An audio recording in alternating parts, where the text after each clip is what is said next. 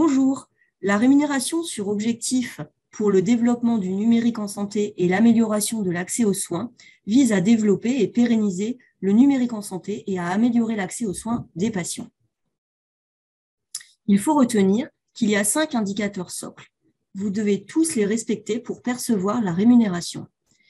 Il y a également 10 indicateurs optionnels qui pourront ou non être remplis avec une rémunération qui sera donc variable en fonction des résultats de la pharmacie. La rémunération est versée au mois d'avril au titre de N-1. Par exemple, la rémunération 2022 vous sera versée en avril 2023. Vous voyez ici les 5 indicateurs socles qu'il est nécessaire d'atteindre pour prétendre à la rémunération. Tous ne sont pas applicables dès maintenant. Ceux applicables dès aujourd'hui sont la participation à un exercice coordonné et l'exigence de ne pas avoir été condamné pour fraude.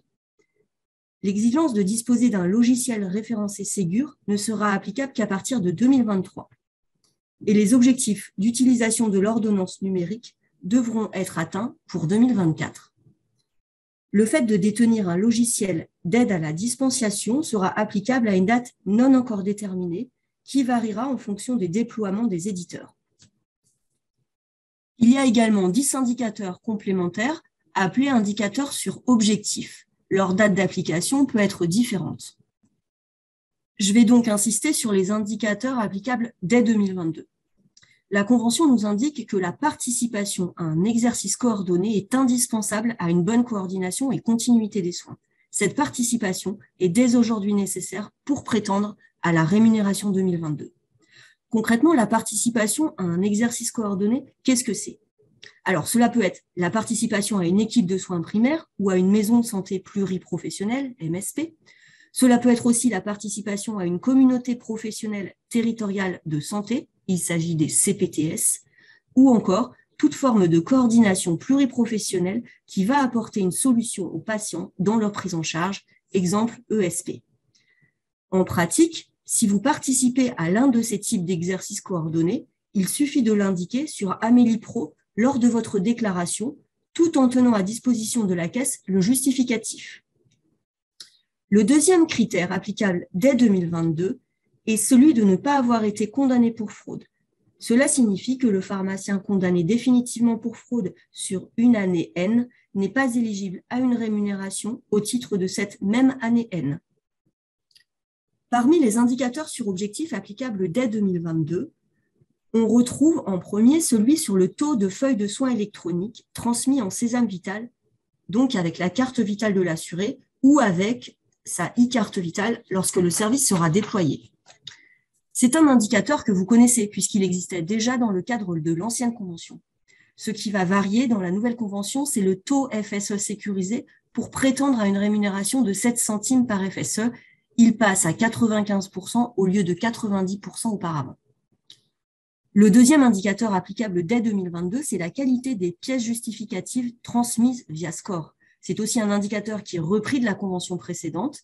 À noter que son montant va progressivement baisser pour prendre en compte l'arrivée de l'ordonnance numérique. Une fois ce nouveau téléservice effectif, en effet, vous n'aurez plus besoin d'utiliser SCORE. L'indicateur relatif à l'actualisation de la carte vitale est le même que dans l'ancienne convention. Une nouveauté, un indicateur d'usage de l'appli carte vitale. Dès 2022, pour la première feuille de soins réalisée avec l'appli carte vitale, vous percevez 50 €. Ici, il s'agit d'un indicateur qui vient évaluer la qualité de votre facturation. Il est composé de 3 sous-indicateurs relatifs au taux de FSE sécurisé, au taux de rejet et au taux de double paiement. Il faut retenir que vous pouvez encourir un malus venant amputer votre rémunération de 10 à 30% si vous n'avez pas assez de FSE sécurisé, trop de rejets ou encore trop de double paiement. Enfin, 2 indicateurs relatifs à l'accès aux soins des patients. Premier indicatif relatif à l'assistance à la téléconsultation avec un forfait équipement d'un montant de 1 225 € la première année qui va couvrir l'abonnement à une solution technique dédiée et les équipements connectés minimaux. En plus, est prévue une rémunération de 25 € par tranche de 5 téléconsultations plafonnée à 750 €. Dernier indicateur applicable en 2022, une rémunération prévue pour les pharmaciens correspondants exerçant en zone médicale sous-dotée. Ces derniers pourront prétendre à une rémunération par patient à condition qu'une des missions de pharmacien correspondant ait été réalisée dans l'année avec un plafond de 500 € annuels. Retrouvez en bas de la vidéo les liens vers la convention et les liens vers les coordonnées des délégués numériques en santé. Il s'agit du nouveau nom des conseillers informatiques services. Merci pour votre attention.